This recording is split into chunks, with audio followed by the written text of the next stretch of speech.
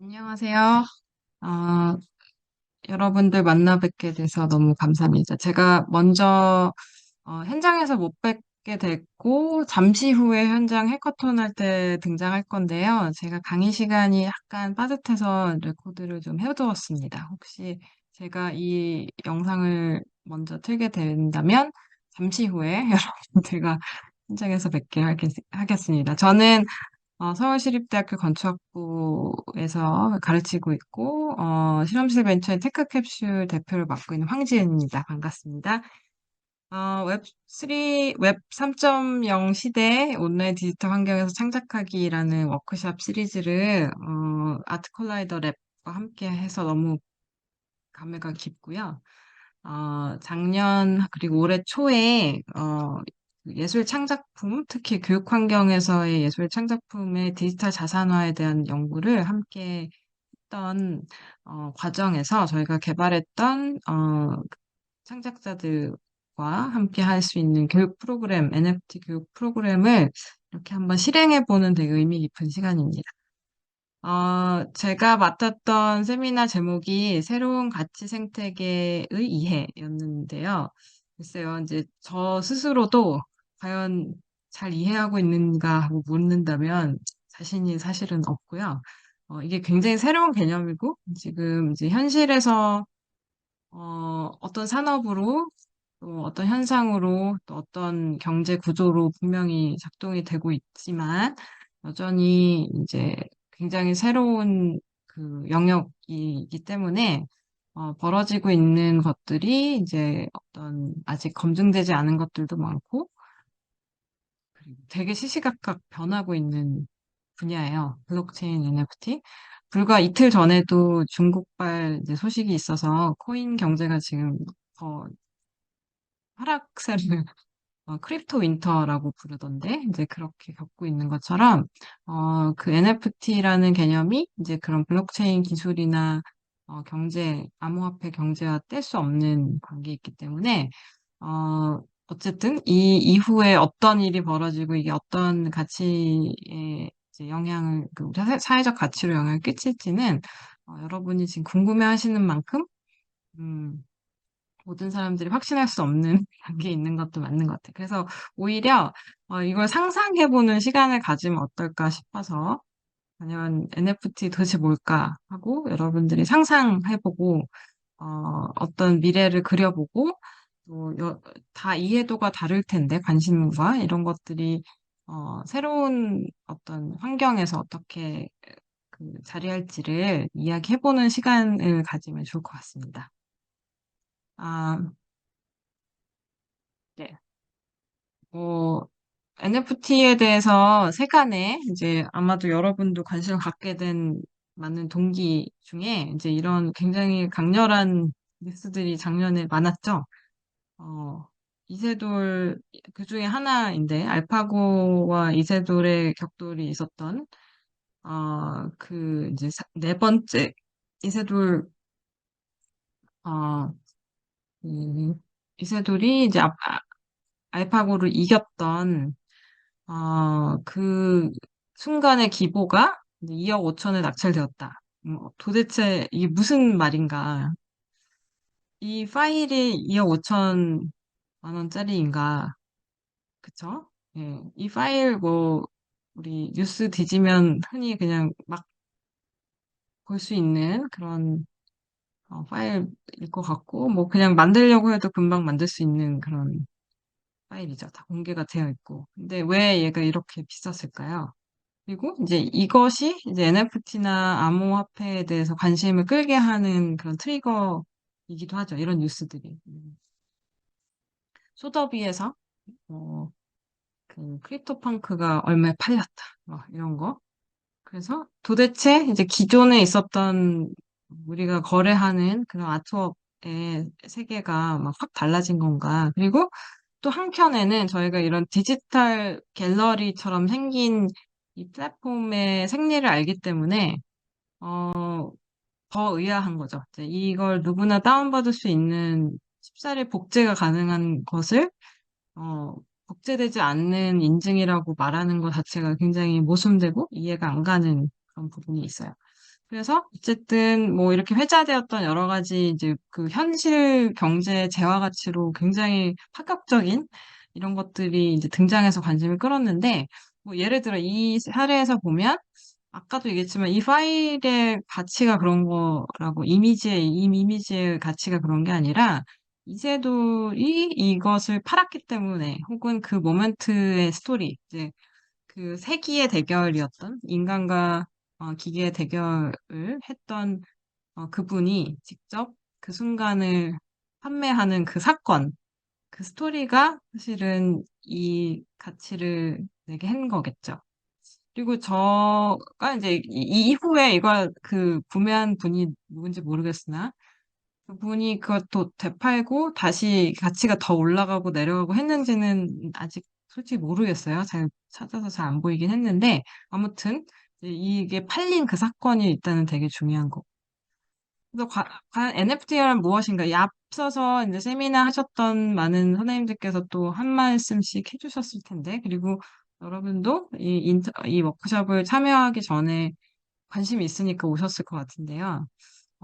뭐, 사전적 정의 같은 것은 여러 번 읽어도 이해가 안 가는 부분이 있지만 알고는 계실 것 같아요. 그래서 대체 불가능한 토큰, 굉장히 매력적인 워딩이죠.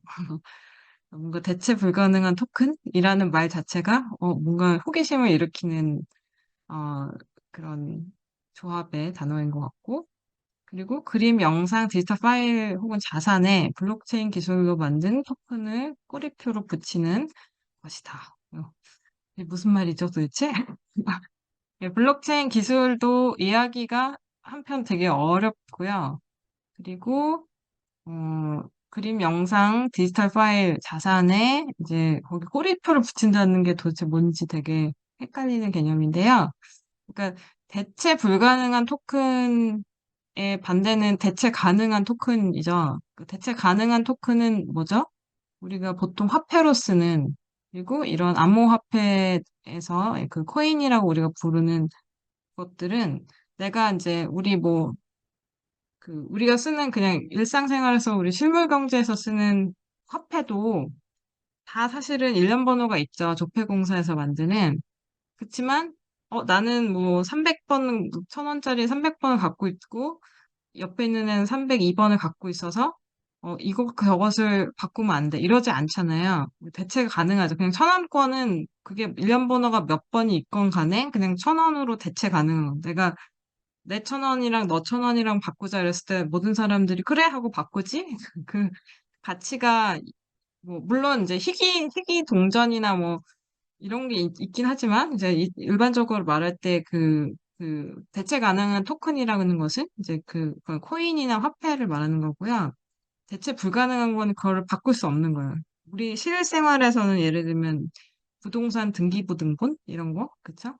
내가 갖고 있는 그 부동산 등기부등본을 다른 것과 바꾸자 할 때, 그 사이에 다시 뭐 가치도 따지고 뭐 이러겠지만 하여튼 그런 일은 잘 벌어지지 않죠. 그거는 되게 고유한 것이라서.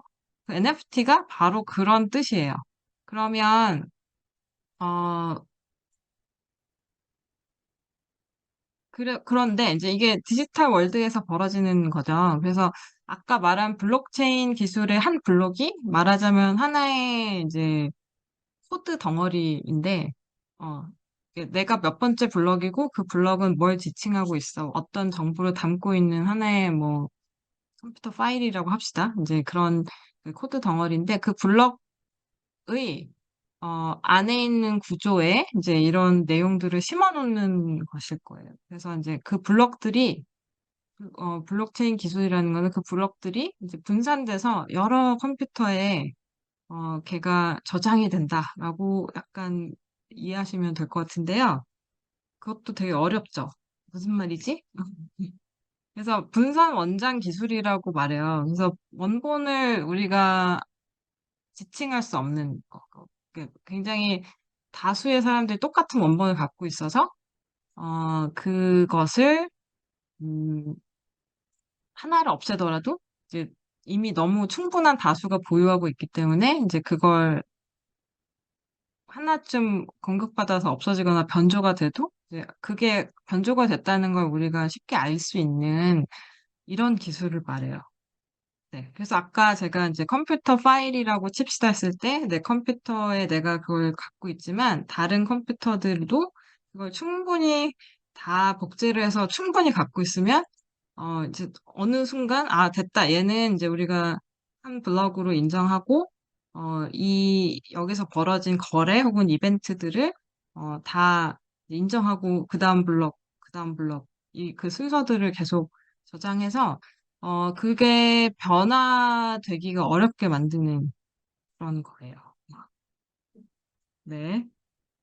그래서 그 블록체인의 어떤 기술적으로 봤을 때는 아까 말한 분산해서 여러 네트워크에 있는 모든 사람들이 다 그 원장을 다 보유하고 있고 그것을 쉽사리 액세스할 수 있기 때문에 그래서 더 고칠 수가 없는 그거를 하나만 있고 그 파일을 잃어버리면 우리가 못 하잖아요. 그거 액세스를 할 수가 없잖아요. 근데 그게 아니라 모든 사람이 다 동평을 갖고 있다. 그리고 불변의 레코드라는 말은 이게 불변이라고 하면 이제 굉장히 복구하기가 한 번 내뱉은 말을 주워 담기가 어렵다는 얘기예요. 그래서 그것은 이제 그 해시 함수 같은 것들이 그러니까 암호화 기술이겠죠? 그걸 암호화 해버리면은 그걸 다시 이제 복구하기 굉장히 어렵게 되어 있다. 그리고 스마트 계약이라는 거는 이제 우리가 그 실물 그 현실에서 하는 계약서의 형식은 이제 자연어로 되어 있지만 그 계약이라고 하는 것은 이제 아까 말한 어떤 거래나 이벤트가 벌어질 때 그것이 이제 어떤 조건으로 한다 이런 것들을 컴퓨터 안에 알고리즘으로 넣어놓거나 아니면 변수화할 수 있다 이런 뜻이에요. 그래서 아까 암호화폐와 떼놓을 수 없다 이런 말씀 드렸는데 그 블록체인이 이제 그런 개념이다라는 거. 그리고 혹시 뭐 이게 좋은 예인지는 모르겠지만 제가 이해하는 방법에서는 좀 설명하기 편한 것 중에 하나는 어 옛날에 그 P2P로 파일 주고받고 했던 경험이 있으신 분들? 그래서 뭐 영화나 음악 파일을 어떤 네트워크에 들어가서 이제 토렌트라는 그 단위로 어 다른 사람 PC를 접속해서 거기서 받아오거나 했던 경험이 있던 분들은 약간 그때 상황을 생각해서 어 개념을 좀 이렇게 상상하시면 좋을 것 같은데요. 아까 말한 그 블록체인 기술이 이제 실제로 작동하기 위해서 되게 중요한 것이 그 암호화폐의 역할이고 그리고 마이닝, 채굴의 역할이에요. 그러니까 뭐냐면 뭐 우리 재작년에 이 암호화폐 때문에 컴퓨터 가격이 확 다 오른 적이 있어요.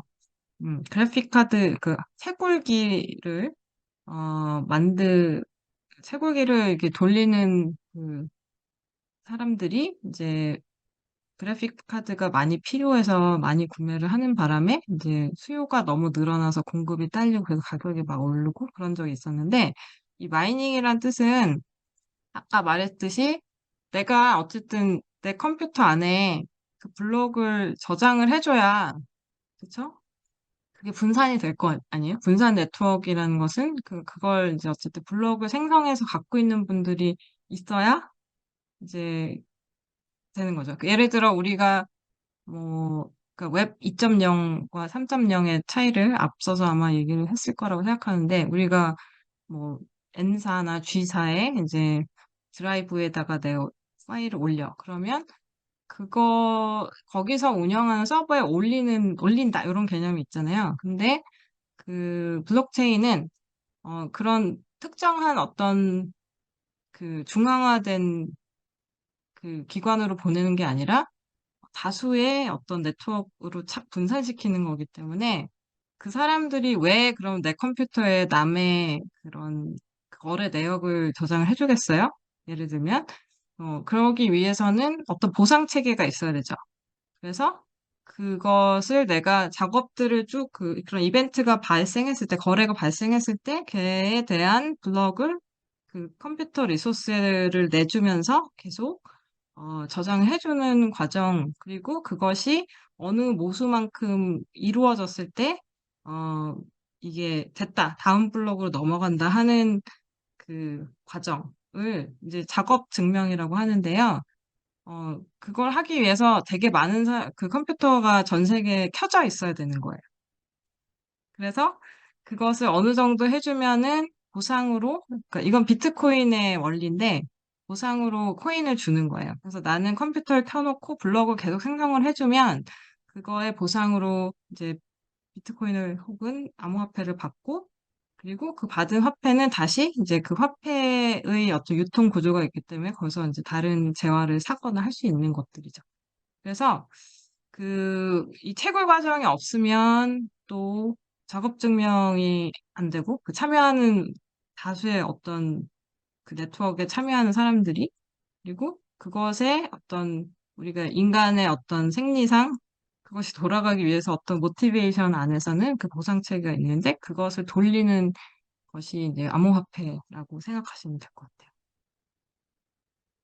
그래서 NFT란 아까처럼 그런 코인 혹은 화폐, 대체 가능한 화폐, 토큰과 마찬가지로 블록체인에 기록이 되는 하나의 자산 등기증이라고 생각하시면 될 것 같아요. 그래서 우리가 이제 우리 그 오픈시라는 가장 대표적인 그 오픈소스 NFT 마켓플레이스에다가 이제 작업을 해보는 해커톤을 해볼 건데 거기에 올리는 그 행위가, 그리고 올리는 그 행위와 올리는 그 파일이, 그것이 이제 최종 내가 유통하고 싶은 어떤 대상물이 아니라, 이제 그것이 상징하는 어떤 자산이 있을 수 있어요.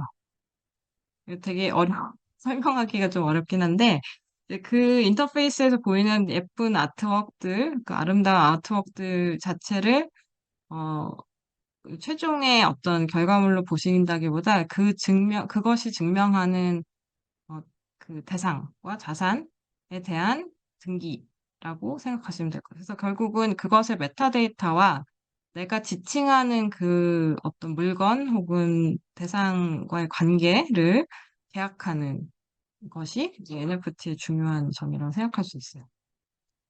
갈수록 더 어려워지나요? 그래서 그런데 블록체인에 올라타 있기 때문에 한 번 내뱉은 등기는 이제 주워 담을 수 없다. 그러니까 지울 수 없는 거래 내역이 계속 그 블록체인 안에서 생기게 된다는 뜻이에요. 그리고 아까도 얘기했지만 그 등기가 우리 그 저희 이제 등기소에 가서 그 실물 경제에서는 등기소에 가서 이제 등기를 하죠.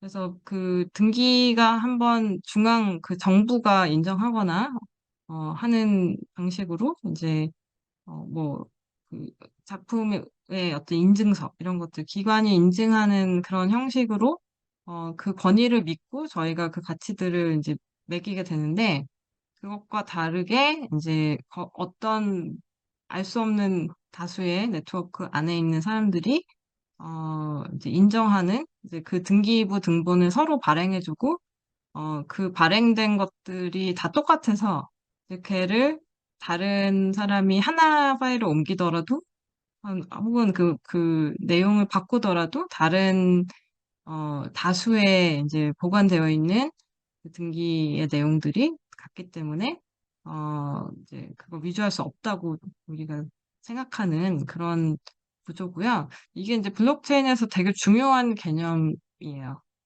근데 이제 이게 어떻게 보면 되게 민주적이고 되게 이상적인 세계 같기도 한데 한편으로는 비용이 엄청 드는 걸 거예요. 그러니까 센트럴라이즈 돼 있으면 우리가 그 센트럴라이즈 되어 있는 그 기관의 어떤 역량이나 뭐 트래픽 뭐 하여튼 그런 것만 거기서 잘해주면 이제 굉장히 1대1의 관계로 소비자 입장에서는 그렇게 느낄 수 있는데 중앙화돼 있지 않은 등계는 모든 사람이 수요자이자 공급자이기 때문에 그 모든 사람이 다 동의를 이룰 때까지 기다려야 되는 시간이라는 리소스나 아니면 어쨌든 트래픽의 양이 엄청 많을 거잖아요.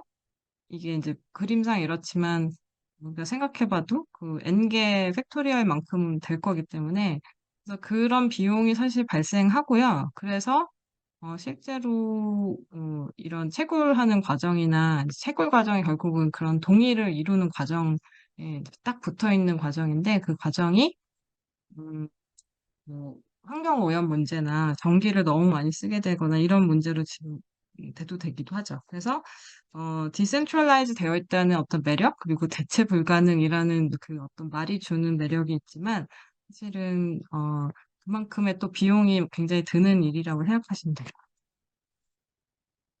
그래서 그 NFT 프로젝트를 접근할 때 지금 사실 지금 제가 개념을 설명을 한다고 했지만 이제 와닿게 제가 이제 말주변이 없어서 어 혹은 이제 이 과정을 겪어야만 이제 그 개념이 무슨 뜻이구나라는 걸 아시게 될 것 같아요. 저는 그랬고요. 그래서 아마 이 워크숍을 하시면서 직접 들었던 설명이 내가 해보니 이제 어떤 이해를 할 수 있었구나 하는 그 과정에 있다고 생각합니다. 그래서 제일 중요한 것은 어떤 자산을 등기할 건가에 대한 생각, 그리고 내가 추구하고 싶은 가치는 무엇인지, 그리고 그것이 어떤 시장을 열 것인지, 그러니까 어떤 거래, 그 아까 말하는 그 가치란 화폐 가치가 아닐 수도 있어요. 그냥 우리가 사회적 가치? 뭐라고 말하는 그 가치일 수도 있는데, 어쨌든 그것이 이제 호환이 되고 주고받아야 유통이 되잖아요? 그래서 그런 게 반드시 있어야 사실은 작동이 되는 거예요. 아까 그 암호화폐의 개념에서도 그것이 보상체계라고 말씀드렸는데, 그러니까 내가 내 시간과 내 컴퓨터 리소스를 쓰면 나한테 오는 그 화폐가 생겨. 이게 주고받는 게 있겠죠? 그래서 그런 것들이 없으면 사실은 왜 거기에 참여를 하게 되는지. 뭐 내가 받는 게 없어도 내가 되게 좋아하는 어떤 아티스트가 있고 그를 지원하고 지지하고 싶어. 팬덤이죠? 그래서 나는 내 시간과 내 노력과 내 리소스를 쓰겠어 하는 게 이제 성립이 되면 걔도 돌아가요. 그래서 이제 어쨌든 시장이라고 통칭을 했지만 그 유통 구조가 있을 건가? 그래서 그것이 추구하는 가치가 무엇인가를 생각해야 되고요. 그리고 그 누가 그걸 할 건지 이제 그 그룹이 있어야지 되는 거죠. 아무리 개념이 진보적이거나 어, 이상적인 것이 좋긴 하지만 결국 그걸 할 만큼의 동기부여가 되는 그런 사람들이 있는가? 이런 것을 좀 큰 잣대로 봤으면 좋겠고요. 그래서 지금 말로만 들으면 굉장히 헷갈리는 문제들이기 때문에 몇 가지 사례를 설명을 드리고, 그것의 세 가지 점들을 제가 한번 나름 분석을 해보려고 해요. NFT 프로젝트 중에 가장 유명하다고 할 수 있는 보드 에이프 야트 클럽이라는 BAYC 많이 들어보셨나요? 네. 이 프로젝트를 모르셔도 이렇게 생긴 원숭이들을 보신 적은 있을 것 같아요. 그쵸? 그래서 보시면 여기 제가 그 PT는 공유를 드릴 건데요. 어, 뭔가 이제 이런 세계관이 있는 데인가 보다. 이렇게 여기 누군가 담배를 피고 있고 요트가 있고 뭔가 세기말적 느낌인데 동화적이기도 하고 뭐 이런 거. 뭐 이런 데인데 보드 에이프 야트 클럽에 오신 것을 환영합니다. 들어가 볼까요? 그래서 뭔가 어, 이들이 이런 원숭이 아이콘이 이제 이들이 사는 어떤 세계인 것인 것 같이 설명을 해놨고요. 어, 이 스토리는 좀 되게 복잡해가지고 제가 아주 자세한 설명을 안 하겠지만, 그러니까 요 원숭이들을 사면 내가 이제 그 NFT로 구매를 하면 이 원숭이의 소유권과 그다음에 저작권을 다 양도를 받습니다. 그래서 그 원숭이가 한번 가볼까요? 여기 저 월드 에이프 야트 클럽에 가면은 이렇게 생긴 것이 있고 지금 이 아이들이 같은 듯 다 조금씩 달라요. 이게 표정이 다르거나 모자가 다르거나 그래서 이제 하나하나의 아이디가 있고 얘네들을 구분할 수 있어요. 그리고 이제 여기 보면은 뭐 72 이더리움 뭐 그 이것의 이제 시세가 지금 나와 있는데 얘를 구매를 하면 내가 이것을 프린트해서 내 뭐 프리픽으로 쓰든 아니면 내가 뭐 포스터를 만들던 아니면 어 내가 뭐 이걸 가지고 제품을 만들던 상관이 없는 그런 계약 구조를 가지고 있고요. 그리고 그래서 이제 예를 들어 유명한 그 협업 중에 아디다스가 구매한 이제 모델이 있고 그 번호가 있겠죠? 그 모델이 아디다스를 홍보하는 그 광고에 등장을 해요. 그래서 그런 것처럼 어, 이,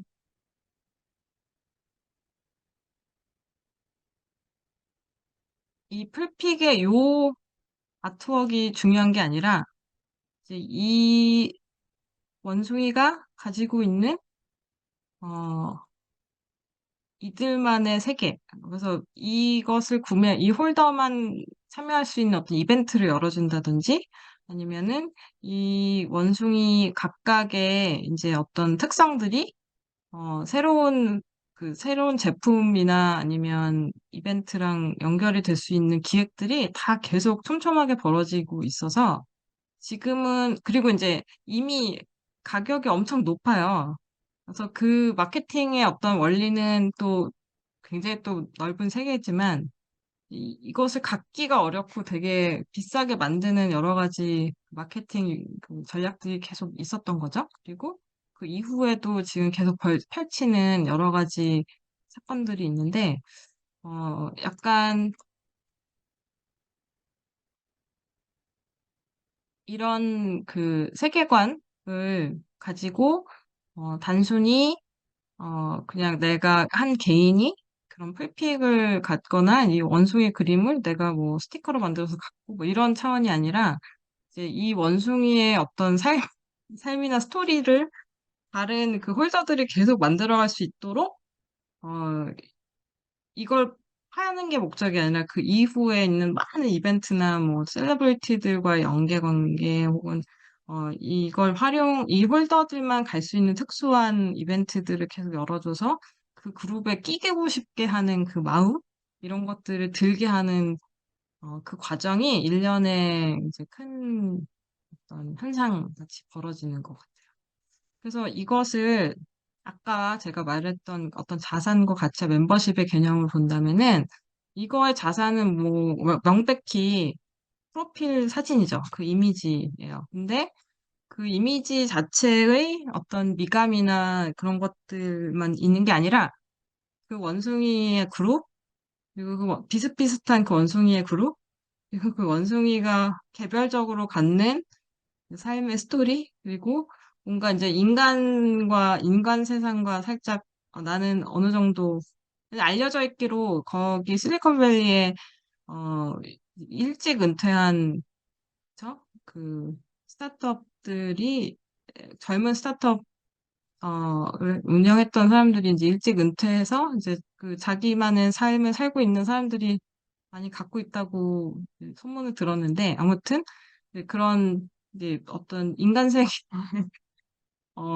그 희노애락과 약간 다른 레벨로 가 있는 어 원숭이의 세계관 그것이 자산이죠. 있어빌리티. 그러니까 그 그룹에 이제 끼고 싶어 하는 그래서 그 가치는 그 차별성 있는 아이덴티티. 그래서 그 원숭이 풀빛 갖고 있는 사람들을 부러워하고 좋겠다.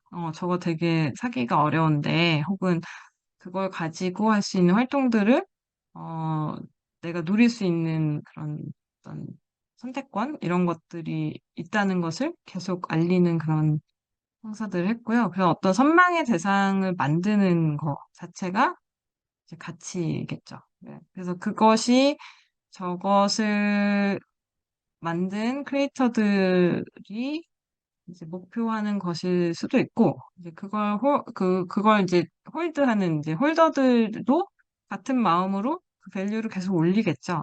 그래서 내가 갖고 있는 게 계속 선망의 대상이 되도록. 그래서 그런 커뮤니티가 이미 이제 전략적으로 계획이 돼 있는 것이라고 볼 수밖에 없어요. 그리고 지금의 이제 이 행보를 보면 계속 그 콜라보를 늘려가는 형식으로 이제 뭐 패션이나 어떤 기업의 홍보 혹은 더 유명한 다른 NFT 프로젝트와의 콜라보 계속. 그러니까 내가 원숭이 캐릭터도 갖고 있고, 내가 다른 NFT 프로젝트에 뭘 갖고 있으면 얘네들을 동시에 갖고 있는 사람한테만 또 주어진 혜택이 있다든지, 뭐 이런 것들이 계속 생겨나고 있고, 그런 게 이제 계획도 됐겠고, 이제 하면서 그 커뮤니티 안에서 나오는 아이디어로 계속 발전이 되는 것 같죠.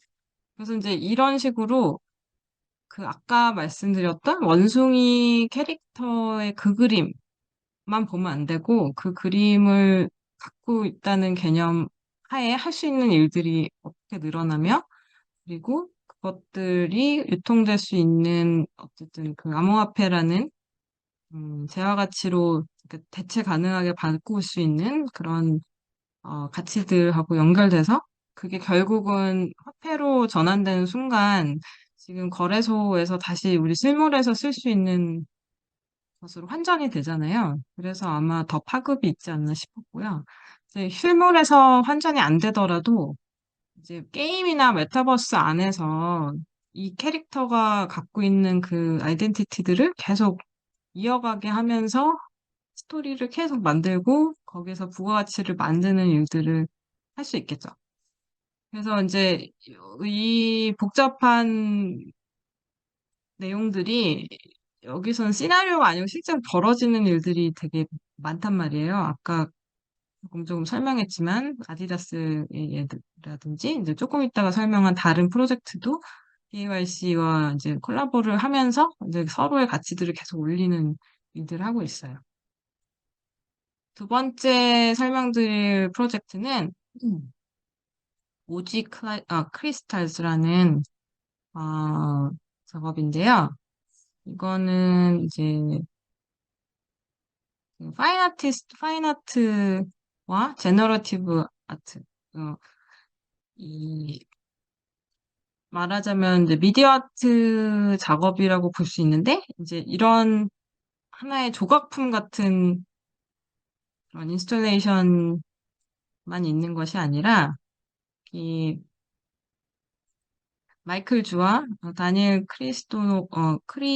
크리보노 루코라는 그 제너러티브 아티스트 두 분이 그리고 이제 여기 스나크라는 이제 플랫폼 만드는 마케터들이 좀 붙어 있는 인데요. 이게 1301개의 크리스탈이 이제 처음에 그 디지털 3D 모델로 이제 만들어지고요. 이제 거래가 벌어지는 과정에서 이게 그러니까 리프니까 얘가 계속 자라나는 이런 아이디어를 가지고 작업을 했는데 이게 굉장히 긴 호흡의 아트 프로젝트예요. 그래서 이게 지금 방금 보여드린 이런 식으로 크리스탈 리프가 자라는구나라는 느낌이 들기도 하지만 이런 개념이에요.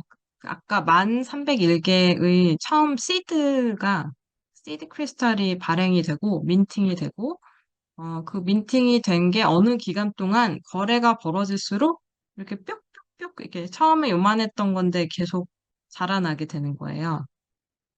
그죠? 그리고 그 자라나는 과정이 이제 그리고 이제 그 자라는 과정에서 참여하게 되는 소유자들이 계속 이게 소유자가 바뀌는 건데 소유자의 어떤 특성에 따라 자라나는 변수들이 이제 뭐 결정의 형태라든지 뭐 색깔이라든지 이런 게 이제 미리 제너레이티브 아트로 기획이 된 거기 때문에 이제 그런 변수들이 채워지면서 어느 기간이 끝나면 프라이머리 시즈가 딱 이제 고정이 되고 그 후 이제 그것이 이제 최종의 이제 형태인 거예요. 그래서 그 1301개의 형태가 그때 결정이 되고 그 형태를 가지고 전시도 하고 또 그것이 또 팔려나가는 거래가 되는 다른 논리들을 계속 만드는 작업들을 아직도 계속 하고 계세요.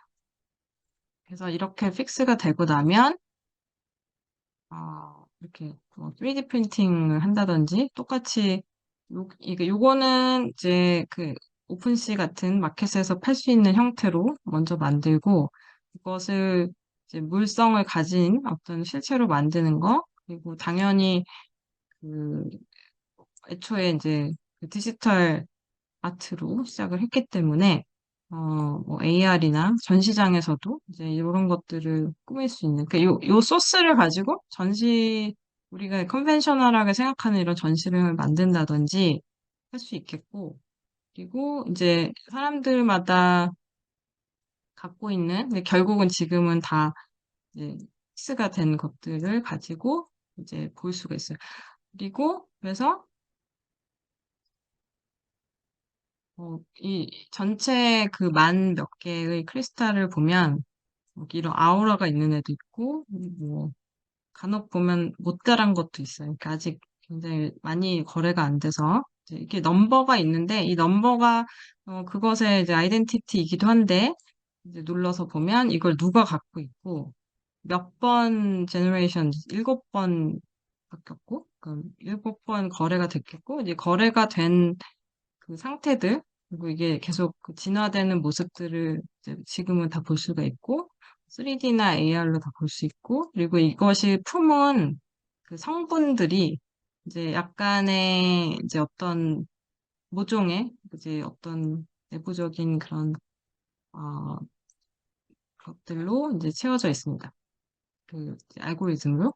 근데 또 재밌는 것은 이것이 이제 전시도 예정이 되어 있고요. 그다음에 그 아까 말했듯이 그 다른 여기 BAYC도 있죠. 다른 NFT 프로젝트를 연계해서 내가 오지 크리스탈 작업도 갖고 있고 예를 들어 여기 크립토펑크도 내가 하나 갖고 있어. 이러면 갖게 되는 다른 스페셜 트레이트이 있는 거죠. 그래서 한번 볼까요?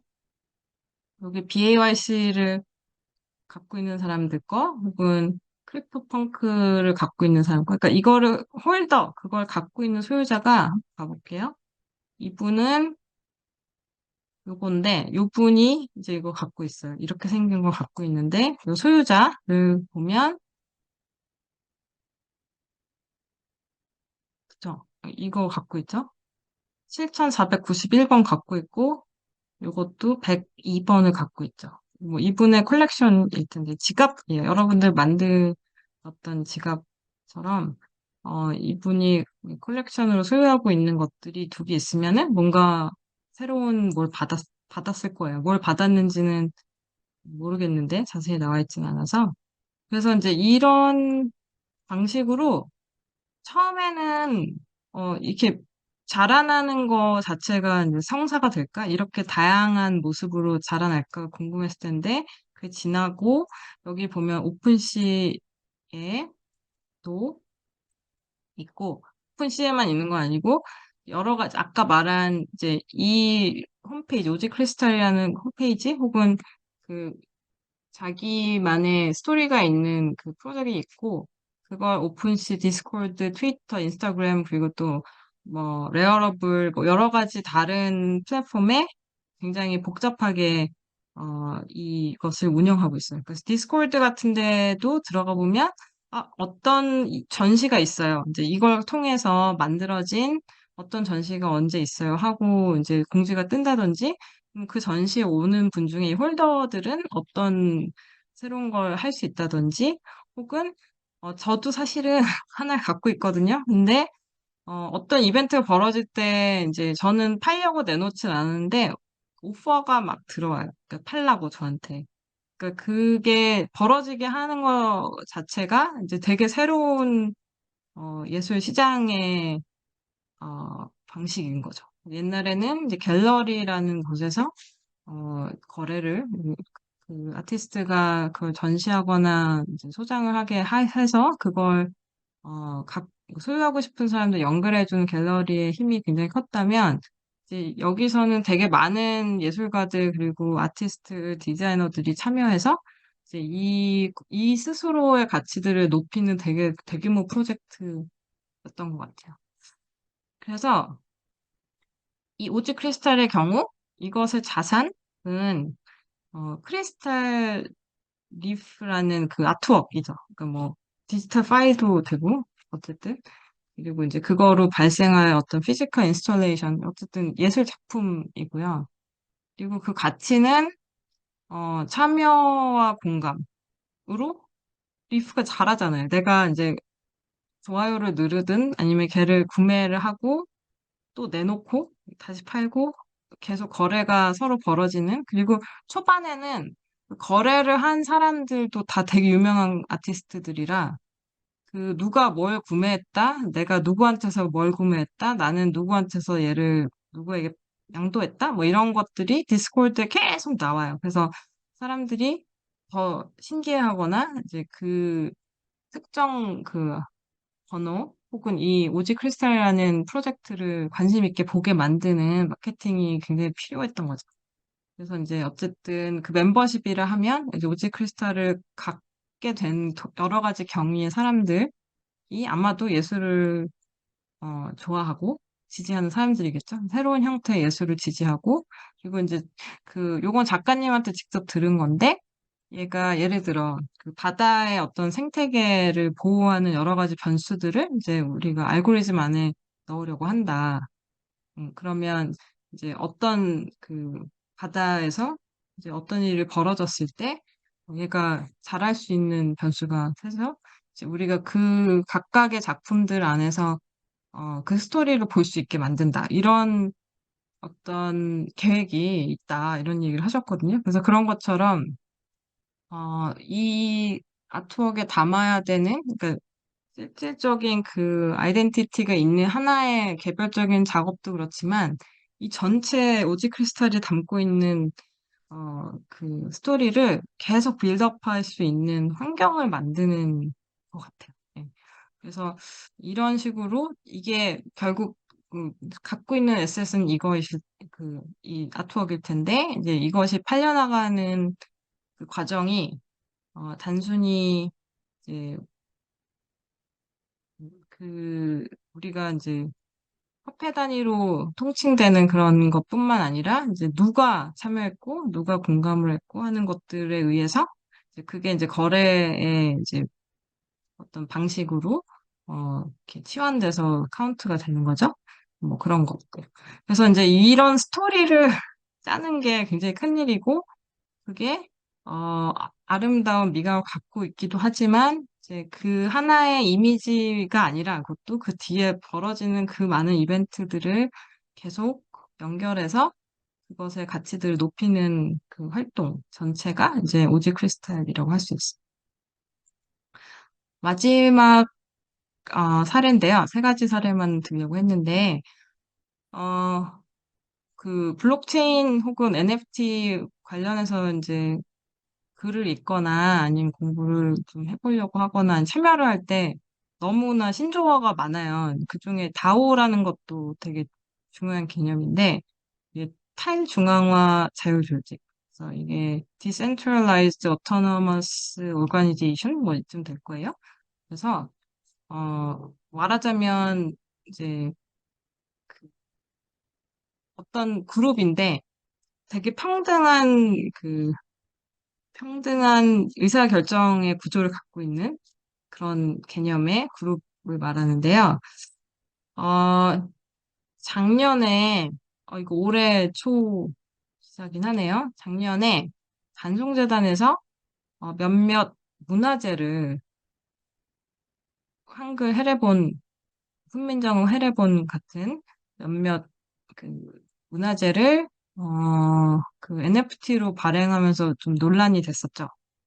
그게 이제 소유권을 개인에게 양도할 수 있는 문제인가서부터 그럼 이제 어쨌든 물건이 있는 그 문화재인데 얘를 NFT화 한다는 게 무슨 뜻인가 라든지 그래서 하여튼 논란이 됐었는데 그 중에 국보였던 금동 3종 불감을 어, 내놨어요. 근데 NFT로 내놨을 때는 성사가 안 됐고요. 팔리지 않았고, 그 직후에 헤리티지 다오라는 곳에서 얘를 구매를 했어요. 근데 그 구매를 하자마자 그 지분의 51%를 다시 간성재단에다 기부를 했어요. 그래서 되게 약간 놀라운 결정이기도 하고, 그러니까 말하자면 공동 구매를 한 거거든요. 그러니까 헤리티지 다오라는 그룹을 만든, 그러니까 뭔가 등기된 조직이나 법인 뭐 이런 게 아니라 어떤 사람, 그 정모 이런 그냥 어떤 모임인데 그 모임 사모펀드 같은 거랄까요? 그러니까 그 암호화폐로 된 사모펀드 같은 건데 사람들이 모여서 이제 어떤 목적을 가지고 어 이제 조직한 어떤 조직이고, 조직한 그 단체고, 단체라고 말해야 될까요? 하여튼 그런 곳에서 서로 그 도네이션을 하고, 어쨌든 돈을 모아서 얘를 샀겠죠. 그랬는데, 그 지분을 다시 기부했다는 의미는 되게 신선했던 것 같아요. 그리고, 그래서 제가 막 좀 궁금해서 헤리티지 다오를 좀 찾아보고, 그리고 이미 기사화된 게 많았기 때문에 읽어보면, 어, 뭐죠? 금융업체 크레용의 레온 김 대표가 이제 그 헤리티지 다오를 만든 사람들 중에 한 사람일 텐데, 이분들이 대부분 이런 크립토 이코노미에 종사하시는 분처럼 보였어요. 그래서 어떻게 보면 좋은 사례를 남기려고 이 일을 하신 게 아닌가 하는 생각도 좀 들었거든요. 그래서 이제 이런 과정을 봤을 때, 이 헤리티지 다오라는 곳에서 한그 NFT를 생각해보면, 그 자세는 그 뭐, 엄연히 있는 금돈 3종 불감이라는 오브젝트겠죠? 국보. 그리고 그것의 가치는 이미 경매가가 있었고, 국보 문화재라는 가치가 있었을 텐데, 그것을 공동 구매하는 과정, 멤버십, 그리고 공동 소유하게 되는 것에 동의한 몇몇 사람들의 어떤 모임, 이 이제 하나의 멤버십이겠고, 아마도 이게 제 추측이지만 NFT와 다오의 효과를 홍보하는 그런 것에 동의했던 것은 아닐까 하는 생각은 제 피셜이지만 있습니다. 그래서 이 일이 NFT라는 매개를 통해 벌어지게 만든 이 시나리오 자체가 좀 중요한 포인트인 것 같아요. 그래서 지금 세 가지 대표적인 NFT 프로젝트를 되게 다른 분야에서 설명을 좀 드렸고, 결국은 어떤 자산을 대상으로 할 건가, 뭐 어떻게 등기할 건가, 이거와의 관계를 어떻게 할 건가, 그리고 어떤 가치를 추구할 건가, 그리고 그것의 이제 유통 구조를 생각했을 때 거기 참여하게 되는 공급자, 수요자 혹은 그것의 가치를 알아보는 사람들의 그룹이 누구인가 이런 것들이 없으면 사실 NFT 프로젝트는 성사되지 않아요. 그래서 그런 세 가지 측면에서 좀 한번 생각을 해봤으면 좋겠고요. 결국 그 NFT가 등기이기 때문에 그것에 따르는 계약의 조건들을 잘 산정하는 게 아까 그 기획이라고 말한 것들에서 되게 중요한데, 얘도 약간 용어처럼 많이 쓰이는데, 보통은 이제 우리 이번 과제를 하셨을 텐데, 과제를 하고 나면 완수의 기념으로 저희가 NFT를 발행을 해서 나눠드렸어요. 그쵸? 그러니까 그러니까 지갑 주소를 만들어서 보내주시면 저희가 그곳으로 일단 실습용 코인을 드렸죠. 받으셨을 거예요. 못 받으신 분들은 이따가 하이커턴 시작할 때 다시 같이 한번 리뷰를 할 건데요. 그래서 결국 처음 내가 뭔가를 발행하기 위한 조건을 먼저 선발해주는 이제 화이트리스트를 하고 이제 만들고 그분들한테 어떤 권한을 먼저 주는, 그러니까 뭐 예약 판매처럼 해주는 그런 일들을 많이 하고, 그, 그, 이 플랫폼에 올리는 행위, 민팅하는 행위가 중요하다기보다, 오픈시에 내가 올려봤어. 이게 중요한 게 아니라, 이 오픈시는 정말 거래의 어떤 플랫폼일 뿐이고, 이제 그것이 의미하는 조건이 뭔지, 그러니까 이걸 해야 이제 워크숍에 참여할 수가 있어요. 라든지 그런 조건들을 만들어주는 게 되게 중요해요. 그래서, 어, 어떤 방법이든, 뭐, 카톡을 쓰든 아니면 이제 그걸 알려야 사람들이 알고 참여를 하잖아요. 그런 조건들, 그러니까 처음에 내가 참여하게 된 조건들을 주는 그런 것들을 많이 보실 수가 있고요. 그다음에 에어드랍은 이제 이미 받으셨어요. 저희가 드리는 걸. 어떤 조건에 해당한 사람한테 신규 코인이나 첫 NFT, 그 첫 발행되는 거를 먼저 주는 거. 그러니까 내가 이미 거래가 되고 있는 거를 주고받고 사는 게 아니라 아직 시장에 안 나온 걸 첫 번째 소유를 하게 되는 과정을 에어드랍 한다고 그걸 이제 발행하는 사람이 주는 그러니까 처음으로 신권을 딱 가져가는 거. 신권은 아니죠. 하여튼 그러니까 그, 그러니까 첫 소유자가 되는 과정을 이제 그러니까 그거를 진행해주는 일을 에어드랍한다고 하고요. 뭐, 그때 에디션을 여러 개 만들 수도 있겠고, 그다음에 특정 소유자에 한해서만 우리가 발송한다든지 하는 그런 계약들을 많이 걸어요. 그래서 그게 결국 내가 추구하려는 이 프로젝트 전체의 어떤 시작점이 되고, 이제 그게 좋아 보여야 그 다음 거래가 벌어지고 뭐 이럴 거잖아요. 그래서 그런 것들.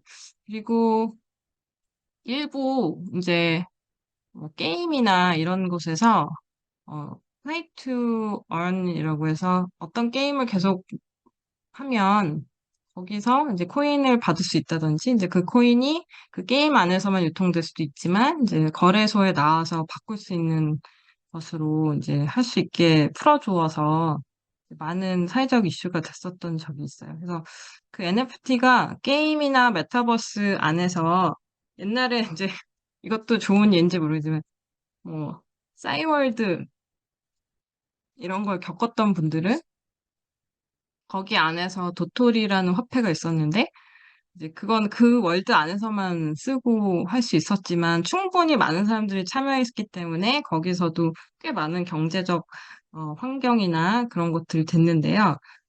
이게 심지어 도토리를 실물에 와서 은행 가서 이제 원화로 바꿔준다 이러면은 더 큰 파급이 있었겠죠? 그런 것처럼 이제 이게 이 게임 아니면 저 메타버스 뭐 여러 가지 우리 쿠폰처럼 쓰는 여러 가지 화폐를 대신에 유가증권들이 서로 막 거래가 되고 환전이 되는 환전소도 되게 큰 서비스가 됐듯이 이런 것들이 이제 계속 어떤 새로운 경제를 지금 추구할 것이라는 기대들이 굉장히 커요. 크고 그것이 당장 벌어지는 분야도 있고 아직은 당장 벌어지진 않지만 이제 상상해 볼 수 있는 것들 가지고 이제 여러 가지 비즈니스 모델들을 지금 만들고 있는 현실입니다. 그래서 오늘 아마 내일 이제 윤종수 변호사님 오셔서 저작권에 대한 이슈나 그것의 법적 제도에 대한 얘기들을 해주시겠지만 지금 항상 예술 분야에서 특히 문화 예술 분야에서는 이 저작권이 바로 이제 이윤화 될 수 있는 어떤 가능성이 있기 때문에 이제 사람들이 많이 그 창작자들에게 되게 중요한 하나의 방식으로 지금 인지가 되고 있는데요.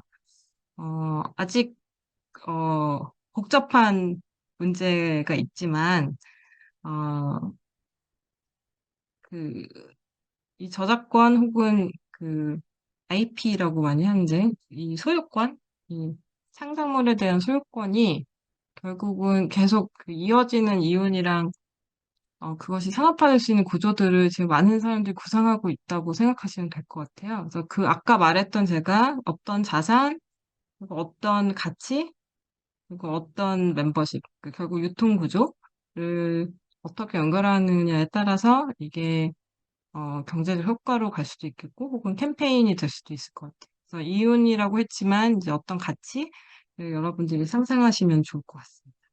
그래서 그 가치라는 말이 되게 또 한편으로 모호하기도 한데, 그 세 가지 측면으로 우리가 남은 시간 내가 생각하는 기획을 한번 구상해보면 좋을 것 같아서 일단 가이드라인을 드렸고요. 이어지는 이제 해커톤을 같이 시작하면서 좀 구체적인 이야기 나눠봤으면 좋겠습니다. 네, 오늘 강의는 여기까지 할게요. 감사합니다.